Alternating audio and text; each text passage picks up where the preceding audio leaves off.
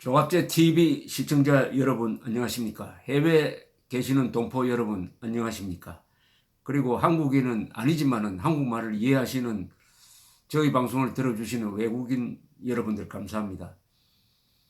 2019년 2월 27일 밤 10시 40분입니다. 지금 이 순간 한국 언론은 하노이에서 열리고 있는 트럼프 김정은 회담을 집중적으로 보도하고 있지만은 역사적으로 더 큰 의미가 있는 일이 오늘 벌어졌습니다. 자유한국당 전당대회가 열리고 새 집행부가 구성이 되고 당대표로서 황교안 전 국무총리가 선출이 되었습니다. 비로소 탄핵 이후에 한 2년 이상 혼미 상태에 빠졌던 이 애국 세력, 자유우파라고 불리기도 하는 이 애국 세력이 구심점을 갖게 되었습니다. 그리고 전투 태세를 갖출 수 있게 되었습니다.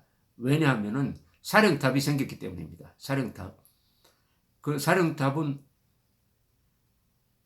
황교안이라는 공안검사 출신, 그리고 아주 어려운 가정에서 태어나서 자신의 노력으로 국무총리 그리고 대통령 권한대행까지 한 60대 초반의 아주 나이도 적당하고 경험도 충분한 분, 그리고 신원습판이 확실하고 특히 공안검사로서 공산주의와 싸울 수 있는 논리를 가지고, 그리고 기독교인으로서 공산주의를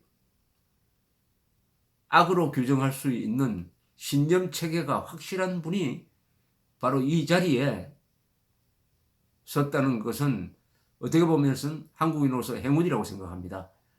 문제는 얼마나 뭉칠 수 있느냐 하는 건데, 이 지도력만 중요한 것이 아닙니다. 지도력을 존중하는 리더십만큼 중요한 게 팔로십입니다. 어떻게 지도자를 따라주느냐. 지도자를 따라주는 마음, 그것 없이 지도자에게 모든 짐을 다 떠넘기고 구경꾼 행세하면서 논평만 하는 그런 자세에서 탈피해야 됩니다. 더구나 3.1운동 100주년에 맞아가지고 3.1운동 정신을 우리가 다시 해석을 해야 됩니다. 3.1운동은 백성이 국민으로 되는 계기였습니다. 수동적인 백성이 아니라 적극적으로 국정운영에 참여할 수 있는, 즉 당신은 독립 건국을 위한 헌신을 집단적으로 표출한 이 3.1운동 100주년을 앞두고, 이틀을 앞두고 이런 일이 일어난 것은 참으로 다행이라고 생각을 합니다.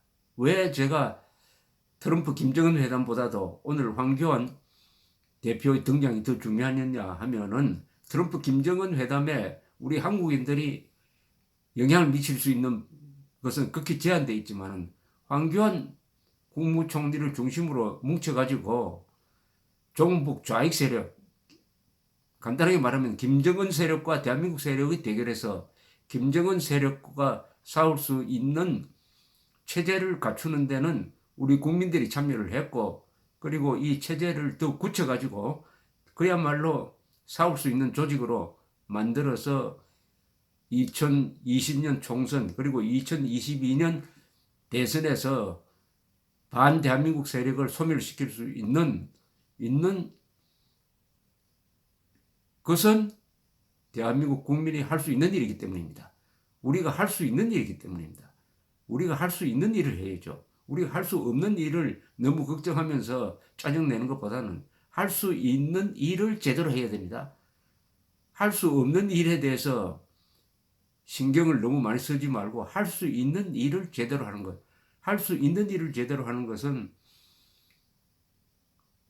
자유우파가 단결하고 한 사람 한 사람이 싸우는 겁니다. 싸우는 겁니다. 자기가 맡은 분야에서 싸우는 거죠. 그리고 이번 당내 경선의 모습이 아주 좋았습니다. 일반 국민 투표에서는, 일반 국민의 여론이죠. 여론조사, 이게 30%가 반영이 되었는데, 여기서는 오세훈 시장이 오히려 우세했습니다. 오세훈 전 시장이 50.2%, 그리고 황교안 대표는 37.7%를 받았어요. 일반 여론조사에서는. 그러니까 오세훈 전 시장이 지금 예컨대 대통령 후보로 나온다면은 지금 현재로는 오세훈 전 시장이 더 유리하다는 뜻입니다. 황교안 전 대표도 37.7%니까 뭐 막상 막하라고 보여집니다. 다만 보수 성향이 강한 자유한국당 책임당원이 압도적으로 황교안 후보를 밀었습니다. 이렇게 해서 합산을 해가지고 황교안 후보가 오세훈 후보보다 많이 받았습니다. 그러니까 오세훈 후보가 31.1%, 황교안 후보는 50%를 받아서 황교안 대표가 되었습니다. 이것은 아주 이상적인 결과입니다. 왜냐하면 아주 강력한 보수 성향 가진 사람과 조금 더 중도로 기운 보수 중에서도 중도적인, 그리고 중도와 손을 잡아야 이긴다고 생각하는 이 오세훈 후보가 같은 당내에 있다는 것은 자유한국당의 축복입니다. 노선이 다른 사람이 있어야 됩니다. 노선이 같아버리면 안 됩니다.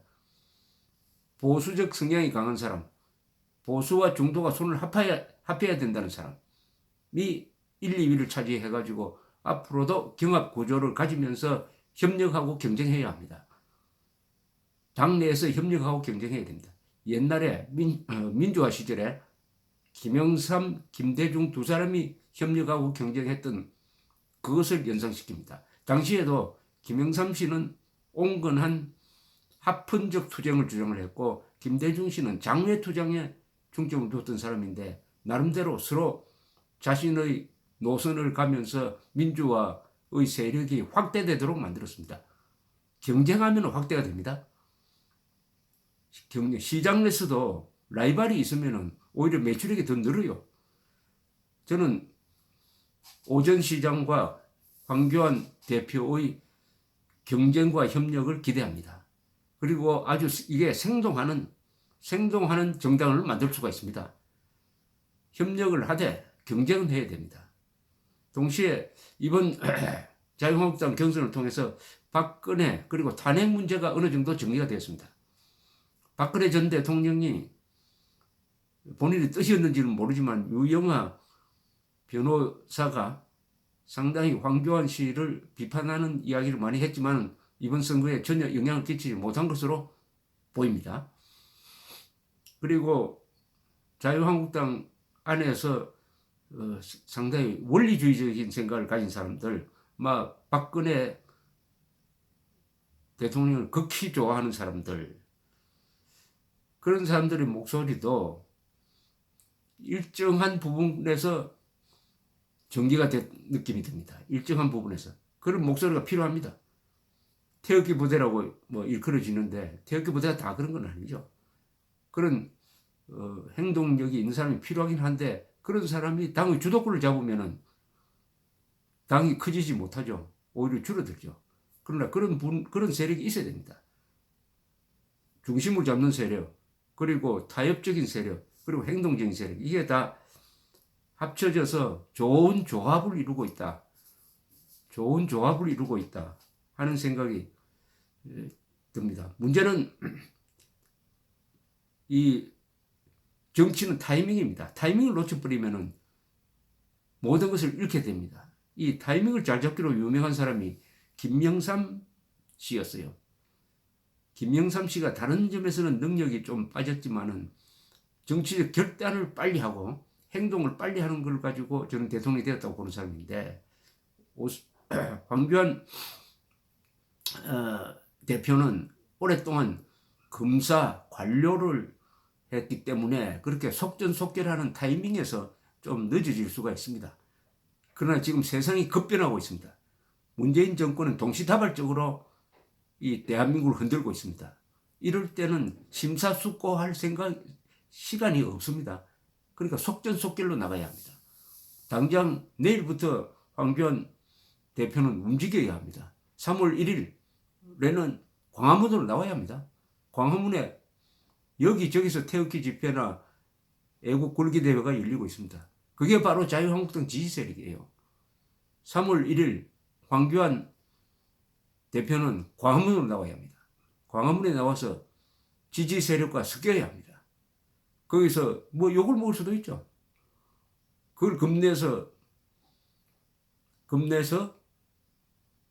현장을 피하면 안 되죠.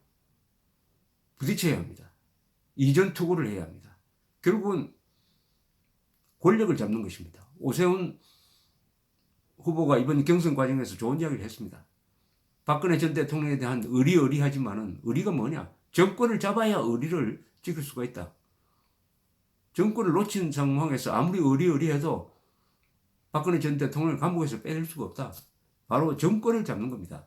정권을 잡기 위해서는 이전 투구도 하고 타협도 하고 싸우기도 하고, 그러나 정권을 잡는다는 것은 바로 자유와 한국을 지켜내는 것이죠. 자유와 한국을 지켜내는 것입니다. 우리 애국 세력이라고 불리는 사람들, 자유우파라고 불리는 사람들도 이제는 황교안 국무총리가 우리를 위해서, 나를 위해서 뭘 할 거냐 하는 요구만 해서는 안 됩니다.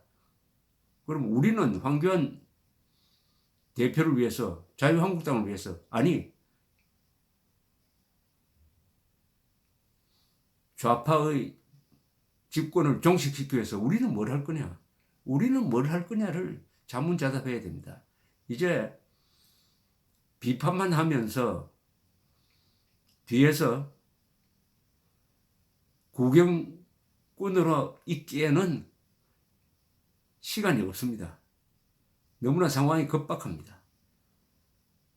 지금 3.1절 100주년 행사를 하는데 3.1절 기념사에서 문재인 대통령이 하노이 회담과 연결시키는 한반도 체제 선언을 한다는데 그 내용을 한번 봐야 되겠습니다만은 불길한 생각이 듭니다. 불길한 생각이 들어요. 그럼 그걸 구경만 할 것이냐? 3.1 운동 정신으로 돌아가자고 그럽니다. 3.1 운동 정신은 뭡니까? 우리는 더 이상 구경꾼이 아니다 아닙니까? 우리는 구경꾼이 아니고 행동하는 사람이다. 위협을 무릅쓰고 행동하는 사람이다. 통계에 의하면 3.1 운동에 100만 명이 참여했고 약 1000명이 피살된 걸로 나옵니다. 지금 우리가 행동해가지고 1000명 죽겠습니까? 자유를 지키기 위해서 국민들이 거리로 쏟아져 나왔을 때 과연 1000명이 죽겠습니까? 저는 한 명도 안 죽는다 봅니다. 그럼 위험한 것도 아니에요. 초인적인 용기를 요구하는 것도 아닙니다. 부지런함을 요구합니다. 우리는 부지런하게 싸워야 합니다. 경찰서, 검찰에 붙들려 갈지 모르겠죠. 붙들려 간다고 하더라도 고문을 받지 않을 거 아닙니까? 지금 대한민국이 고문하는 나라는 아닙니다. 여러 가지 법치가 문제가 많지만 그래도 고문은 안 당해요. 그러면은 용기를 내야 되는 거 아닙니까? 자유를 지키는 것은 누구의 자유입니까? 개인의 자유입니다. 개인의 자유. 국민의 자유라기보다는 개인의 자유, 나의 자유, 생명, 재산을 지키기 위해서는 이제는 나서야 합니다. 싸워야 합니다. 이걸 장수도 정해졌어요. 그래서 오늘 서울에서 일어난 일은, 한국에서 일어난 일은 하노이에서 회담하고 있는 것보다 훨씬 더 중요하고 훨씬 더 역사적인 사건이 되리라고 생각하는데, 그런 생각만 해서는 안 되고 역사적인 사건으로 기록되기 위해서는 우리 자유를 사랑하는 한국인들이 역사적인 사건으로 만들어야 합니다. 그 만드는 것은 황교안 대표가 하는 게 아닙니다. 국민들이 하는 겁니다. 애국 세력은 개인이 강합니다. 개인 한 사람 한 사람이 경험이 많고 돈이 있고 경륜이 있습니다. 개인의 힘을 모아서 대동단결을 해야 합니다. 백의종군해야 됩니다. 분진합격해야 합니다. 각자 개성있게 나아가되 마지막에 한 목표를 향해서 공격을 할 때는 힘을 합쳐야 됩니다. 분진합격입니다. 감사합니다.